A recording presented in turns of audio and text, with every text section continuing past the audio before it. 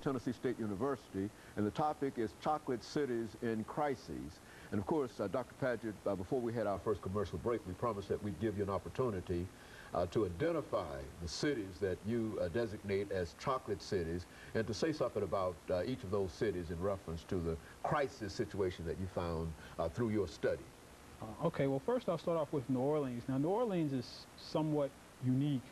It was unique as far as the cities that I've been looking at in terms of in the 9 years that we've been ranking cities in Black Enterprise, New Orleans has never made one of the best cities. But New Orleans is one of the cities in the U.S. that has one of the largest percentages of African American population, at least before Hurricane Katrina. Now, with less than half of the population back and a lot of the African Americans not going back there, we don't really know what the population looks like right now demographically.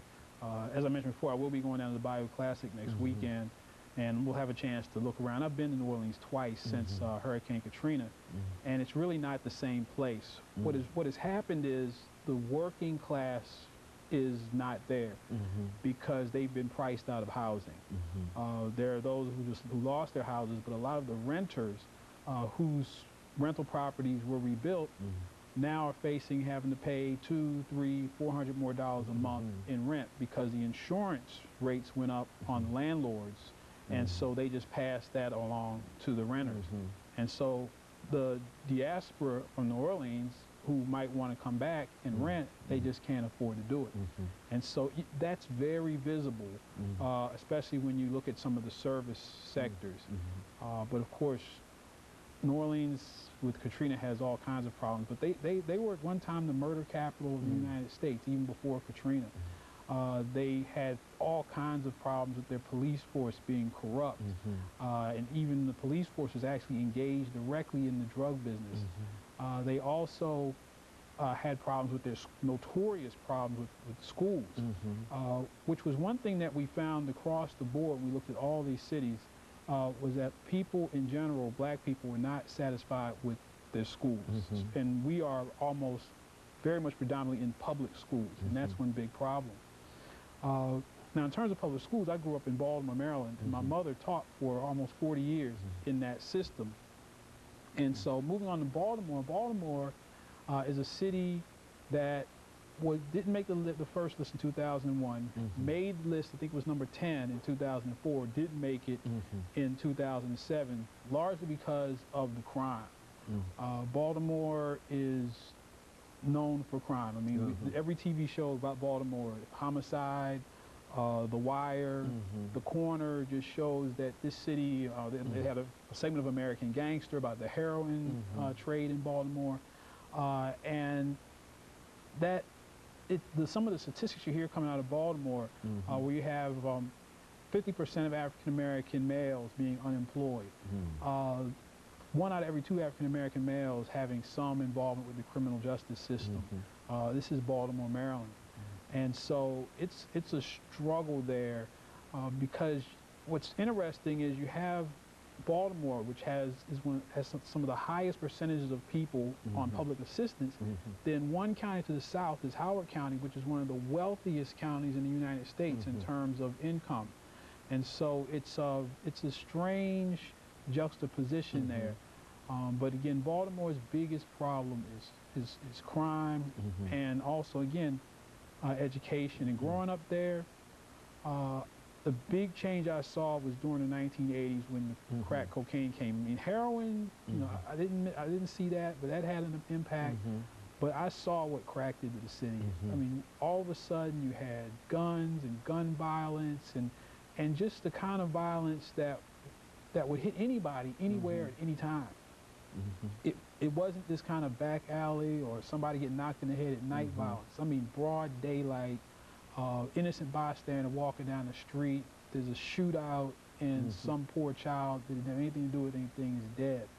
And so Baltimore's leadership, they've gone through several mayors and several police chiefs who thought they came in with all this enthusiasm, we're going to change the city, and nothing has changed, really. And how Baltimore made it to number 10 in 2004 is an interesting story, but I won't get into it right now. I'll move on to Memphis, which Memphis was on the list in 2001 and 2004 amongst the best cities. Memphis, for some reason, people who live in Memphis love living in Memphis. But one thing that we did this year differently was we actually created a formula where we weighted the Black Enterprise readers' opinions about the quality of life of their cities with real data. And so when we did that, Memphis dropped out, primarily because of the crime. Memphis has one of the highest crime rates of any city in the United States. As bad as Baltimore, you believe? Probably about on par with Baltimore. But it was definitely far worse than any of the cities that we had on the list in 04 and 07. Actually, in 2001, we did things a little bit differently. It was more qualitative, and that's why we had some of the cities that probably, like Philadelphia and Chicago and Detroit, that probably never should have been on there. But when we did it more scientifically in 2004 and 2007, we got a much better pick of cities. But Memphis, again, one of the things that is interesting about Memphis, even though it has all the problems, the crime, and there are a lot of jobs leaving Memphis, and the school system is, again, notoriously bad, there's a high percentage of Black home ownership in Memphis. In fact, one of the highest amongst all of our cities. Just anecdotally, I know people who Black people who tried to start businesses here in Nashville, and because of the good old boy and lack participation we have here, they weren't successful. Moved the business to Memphis, and it took off because you have so many African Americans within the government and in places of power that they can get people those government contracts, that they can get people access to opportunity, and that just doesn't happen in Nashville, which is not a chocolate city.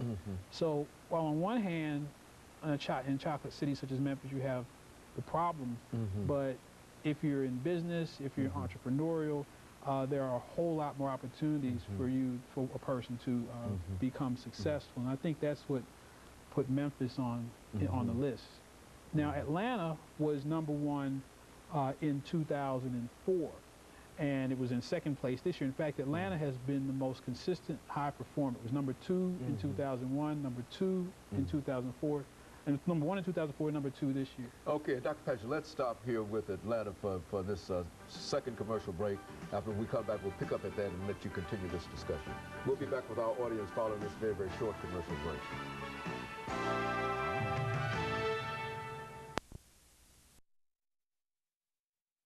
The guest is Dr. David